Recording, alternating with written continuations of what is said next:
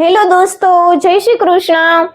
દોસ્તો, આજે આપણે જે વાત કરવાના છીએ તે એક ચારણિયાળીની વાત છે અને આ વાત એક સ્ત્રી સમાજના ગૌરવની વાત છે। મિત્રો, એક સ્ત્રી પોતાનું શિર બચાવવા માટે કેટલી હદ સુધી જઈ શકે છે તેની એક વાત આજે આપણે કરવાના છીએ।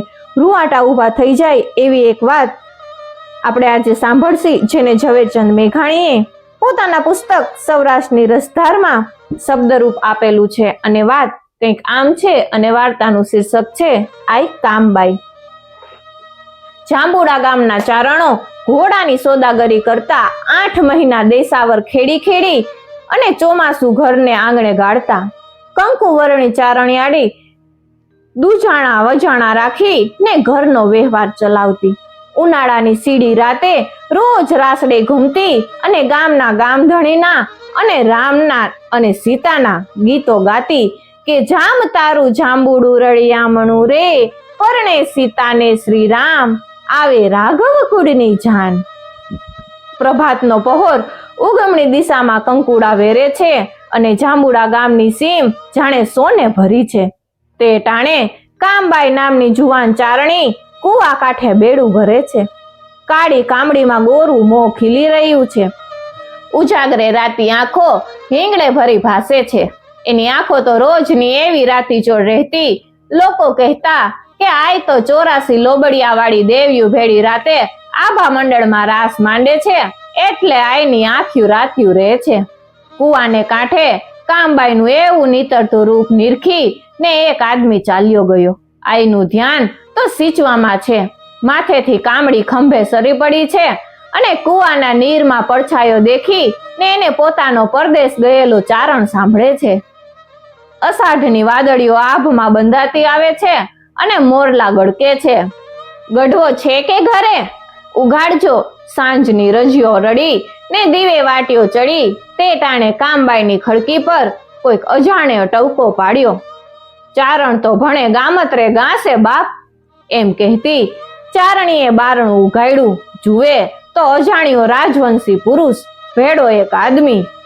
સવારે કુવા કાંઠે નીકળેલા એ જ આય, આ જામ લાખો આપણા નગરના ધણી। ગઢવાની આયરે એને આંતરે ગાંઠ્યું છે। જામના આદરમાન કરો આજ, ખમા બાપ, કોટ દિવાળી।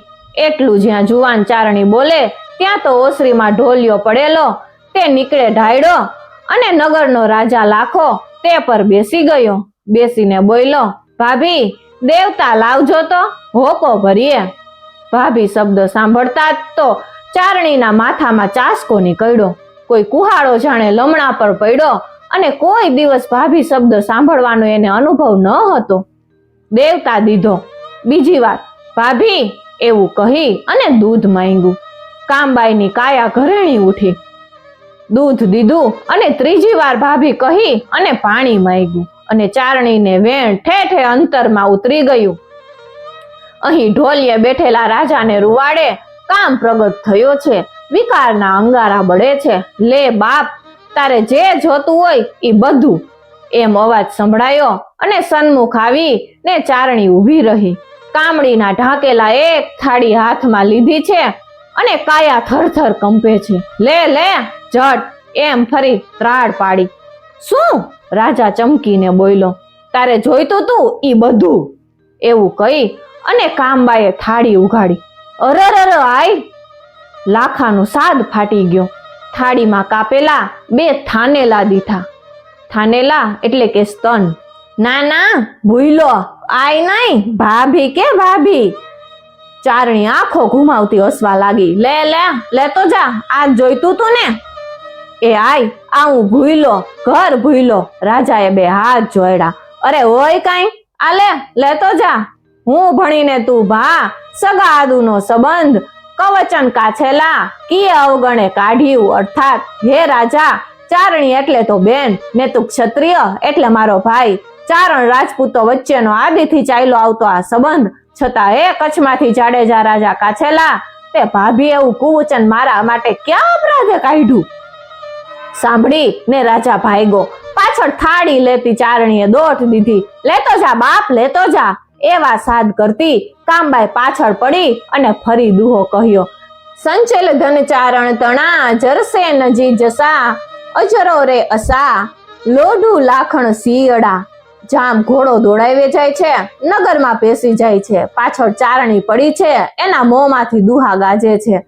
ચમક પાણ લોહ આખ દી પાનંગ વખ પરા અમૃત ખાધે ન ઉતરે ચારણ લોય બરા. અર્થાત કે લોઢું ન જરે તો તેની ઔષધિ ચમકપાણ નામનો પથ્થર છે. સાપના વિષનું ઔષધ અમૃત છે, પરંતુ અમૃત ખાવાથી જેનું ઝેર ન ઉતરે તેવા બુરા તો ચારણના લોહી છે. નગરના મહેલમાં જામે સાંભળ્યું કે ચંડિકા સમી ચારણી હજુ તો શરીરના ટુકડા કરતી ને સીમાડે લોહી છાંટતી ચાલી આવે છે. રાજા સામા ગયા, મોંમાં તરણું લઈને બોલ્યા, માતાજી, મને પારકાએ ભૂલાવ્યો, હવે ક્ષમા કરો. હું તને માફ કરું છું, પણ એક વાત યાદ રાખજે, આ તારા મહેલની ઓતરાદી બારી કદી ઉઘાડીશ નહીં. એમ થતા તો વર્ષો વીતી ગયા. 12 વર્ષ વીતી ગયા. જામે બીજી વાર લગ્ન કર્યા. નવ રાણીની સાથે પોતે એક દિવસ મહેલમાં બેઠા છે. રાણીએ પૂછ્યું, દરબાર ઓતરાદી દૈસેથી દરિયાના પવનની લહેરો આવે છે, રળિયામણા દેખાવો જોવાય, છતાં એ જ બારી શા માટે બંધ કરાવી છે? ત્યાં એક ચારણી બળી મુવા છે, એની મના છે. કેટલો વખત થયો? 12 વર્ષ. હસીને રાણી બોલ્યા, ઓહો, આજ 12 વર્ષે કાંઈ એની મનાઈને ગણકારવાની હોય? રાણીના આગ્રહથી એ બંધ બારીની ઈંટો કઢાવવામાં આવી. સામે દરિયાનો ખારો પાટ વરસાદના જળમાં ડૂબેલો પડ્યો હતો. ચોમાસા સિવાયની એ ઋતુમાં એ ખારા પાટ વચ્ચે પરગામનો કેળો પડતો હતો. બરાબર જાંબુડાથી જે કેળો આવતો હતો તે જ કેળો, પણ અત્યારે એ પાણીમાં ડૂબેલો હતો. આગે આગે જાણે એ પાણી ઉપર આગ બળતી હતી. જામ લાખાએ રાણીને બોલાવ્યા. આંગળી ચીંધી અને જામે રાણીને કહ્યું, જુઓ રાણીજી, ઓલી જગ્યાએ પાણીની સપાટી ઉપર ભડકા બરે, ત્યાં એ ચારણ્ય બળી મરેલી. પણ રાજા જ્યાં આંગળી ચીંધાડવા જાય ત્યાં તો એક દૂર બળતી જ્વાળા આંગળીએ ચોટી જળ જળ જળ અંગ આખું સળગી ગયું. રાજા બળી અને ખાક થયો. ચારણોએ ગાયું કે ચાલકને કમળતણી ઓછીમ ગણી આગ, ટાઢી હોય તે તાગ તો એ લાગે લાખડ સિયડા. હે લાખાજી જામ, ચારણની અંદર એક ચકમકની અંદર બેસુમાર અગ્નિ છુપાઈ ને રહ્યો છે.